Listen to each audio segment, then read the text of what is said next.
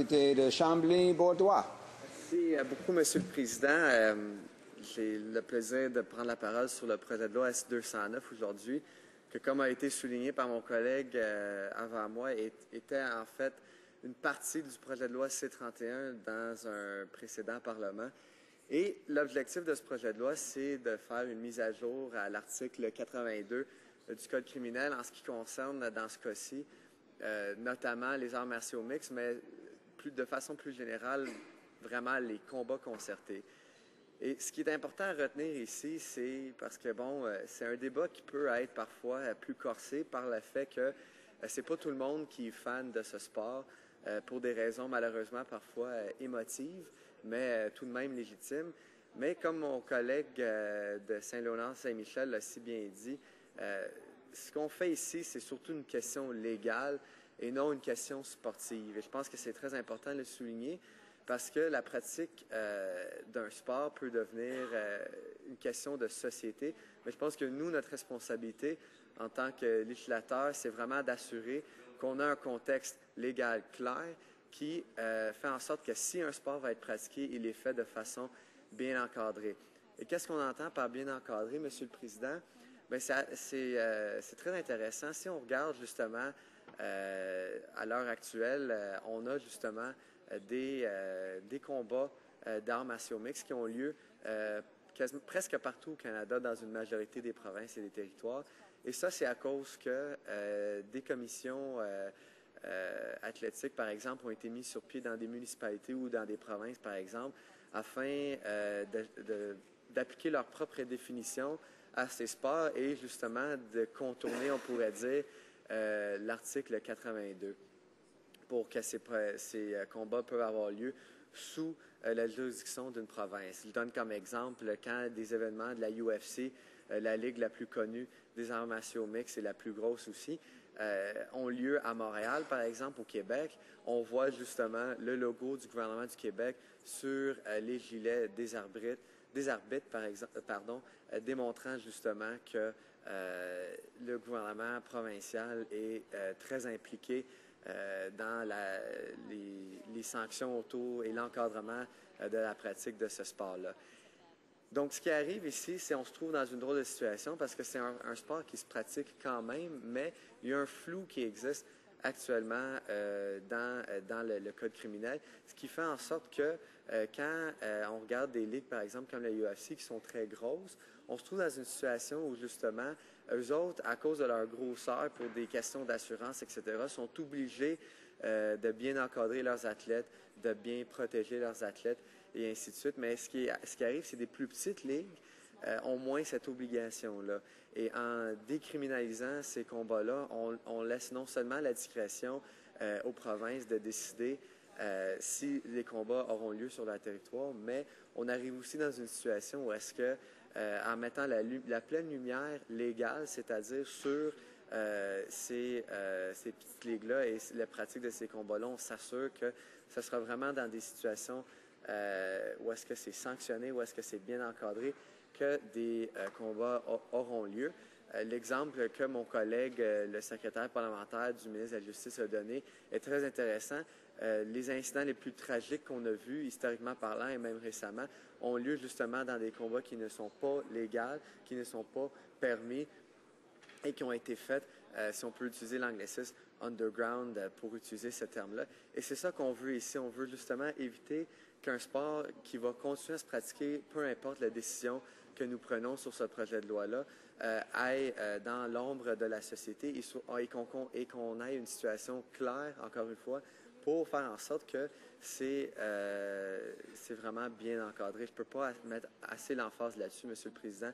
C'est vraiment la clé ici. C'est vraiment une question légale et non une question du sport en tant que tel. Et ça, ça a été bien souligné par les différents orateurs jusqu'à présent. Mais l'autre point qui est très intéressant, c'est quand on demande à des gens pourquoi ils sont contre ce projet de loi-là, souvent c'est, ou contre ce sport-là, plutôt devrait le dire, c'est souvent, comme je l'ai dit, des raisons émotives parce que justement, on a tendance à penser que le taux de blessure, par exemple, est très élevé. Et ce qui est intéressant, c'est que les études qu'on a vues jusqu'à date ont démontré le contraire, que justement, il y a moins de commotion cérébrale dans les arts martiaux mixtes que dans le boxe, par exemple. Et ça, c'est très intéressant parce que ça démontre un élément qu'on oublie parfois pour les arts martiaux mixtes, c'est que c'est les arts martiaux mixtes. C'est plusieurs disciplines, des disciplines qui sont d'ailleurs permis et pratiquées aux Olympiques, le taekwondo, le judo, la lutte, qui sont mélangés ensemble. Alors, si on prend le boxe, par exemple, qui est permis, qui est légal au Canada, ou est-ce que c'est seulement des coups à la tête, quand on regarde les arts martiaux mixtes, il y a différentes façons qu'on peut gagner un match avec une soumission, par exemple, entre autres. Et je pense que c'est important de démontrer ça parce que le taux de blessure qui est beaucoup moins élevé que dans d'autres sports, même certaines études vont même jusqu'à dire que peut-être même qu'au football et au hockey. Alors, c'est une question très intéressante et importante à garder en tête avant de tasser un sport parce que il y a parfois des instances qui peuvent sembler plus dangereuses. Et là, ça devient intéressant parce qu'on a entendu des témoins justement au comité, et le comité au Sénat a également entendu des témoins qui ont été de l'avis partagé. Évidemment, la communauté médicale est d'un avis partagé.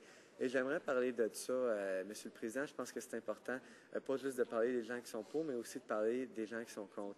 Bien sûr, on a l'Association canadienne médicale qui s'est prononcée contre, mais j'aimerais élaborer sur cette opposition-là. Je pense que c'est important de regarder qu'eux autres ont vu que, comme médecins, ils ont une responsabilité de prendre cette position-là. Et ça ne veut pas dire, je pense que ce n'est pas une raison suffisante d'être contre le sport. Et je m'explique, Monsieur le Président. La position de l'Association canadienne médicale vise vraiment tous les sports où est-ce que l'objectif est dit d'incapaciter l'adversaire. Je pense qu'il y a un flou qui existe là parce qu'on pourrait se poser la question au football, par exemple, où est-ce qu'il y a des plaquages, au hockey, où est-ce qu'il y a des mises en échec. Quand on est un joueur défensif, est-ce que notre objectif là aussi, c'est d'incapaciter d'une certaine façon notre adversaire? Alors, on comprend leur position, mais dans ce cas-ci, il y a suffisamment d'études et de médecins que je suis très à l'aise de dire, qui disent justement que c'est loin d'être prouvé que c'est un sport où est-ce qu'il y a un taux plus élevé de blessures et même qu'on voit de plus en plus le contraire. Alors, je pense que c'est extrêmement important de souligner ça, Monsieur le Président.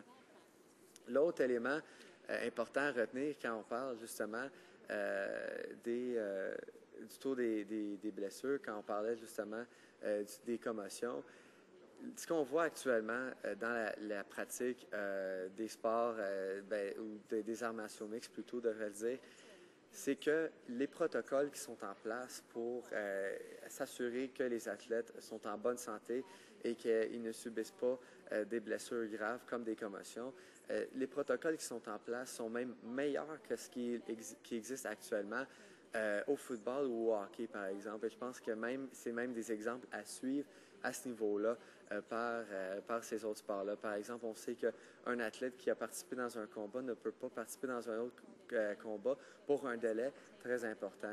Et ce qui devient intéressant ici, Monsieur le Président, c'est dans les protocoles qui sont mis en place, c'est vraiment sous la surveillance du gouvernement provincial. Alors, il y a vraiment un bel encadrement important qui existe, justement, qui est très important à souligner. Et en terminant, Monsieur le Président, je pense que c'est important, quand on parle justement de la question des provinces, il y a évidemment quelques provinces, une minorité de provinces, mais qui existent quand même, où est-ce que le sport n'est pas encore permis. Alors, on se pose la question à savoir qu'est-ce qui va en être pour leur mot à dire.